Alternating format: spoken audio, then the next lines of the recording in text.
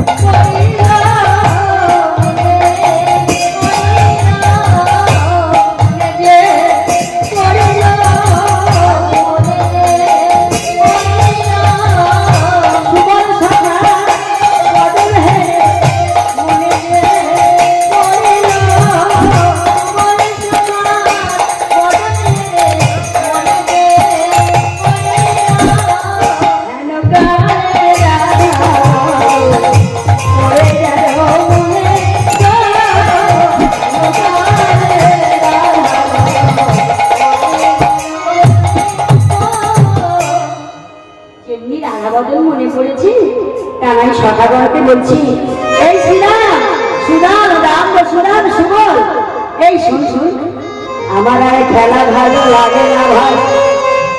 তাই সুবলকে বলতে, সুবল নেই, আমার আর খেলা ভালো লাগে না, আমি আমার প্রেমময়ী রাধারানীর বদন মনে করেছি।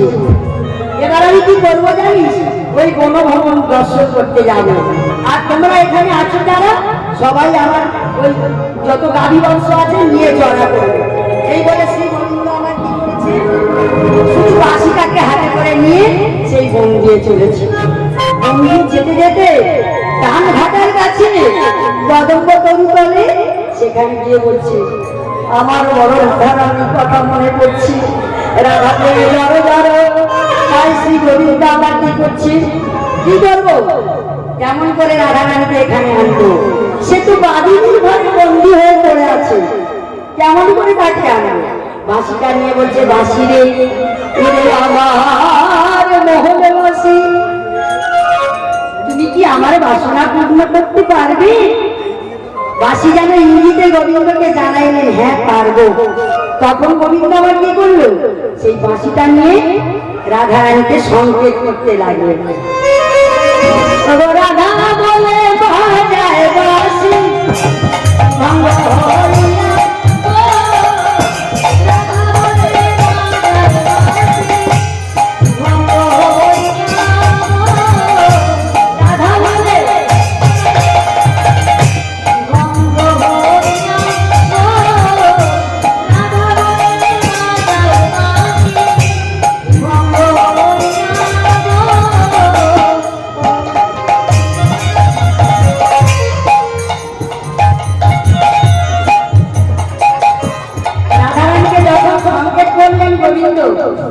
তখন রাধারানী কি করতেছিলেন গোমা?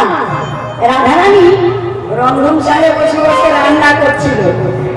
এইটাই মেয়েদের সর্বশ্রেষ্ঠ কাজ।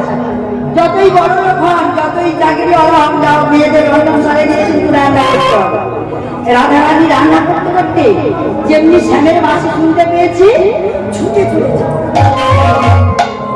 গিয়ে ললিতা বিশাখা চিত্রা ঠনপগলতা ইন্দিরেখা সুদেবী রত্নদেবী যেখানে ছিল, এই সখী সখী রে বল না, তোরা আমার প্রাণবধূর বাঁশি শুনতে পেয়েছিস?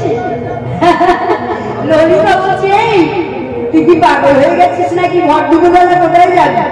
দেখ সখী বল না, আমার প্রাণবধূ কোথায় গেল? তোরা তো আমার মরমের মরম সখী। ওরে ললিতা ললিতা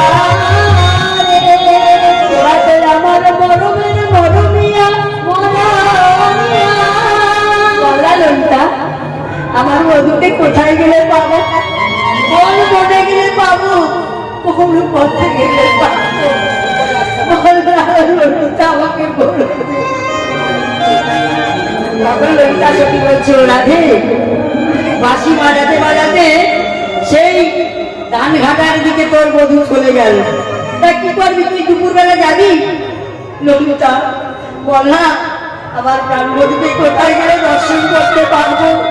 ওরে আমি বধূ আমার সঙ্গে প্রাণে মরে যাচ্ছি, তোরা বলে দে না। চিন্তা ওরে কোন পথে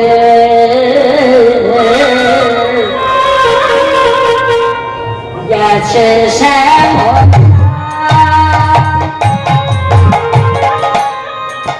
ললিতা, ললিতা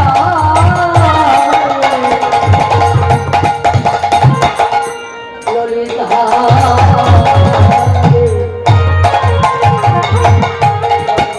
কোন পথে গেছে শ্যামলা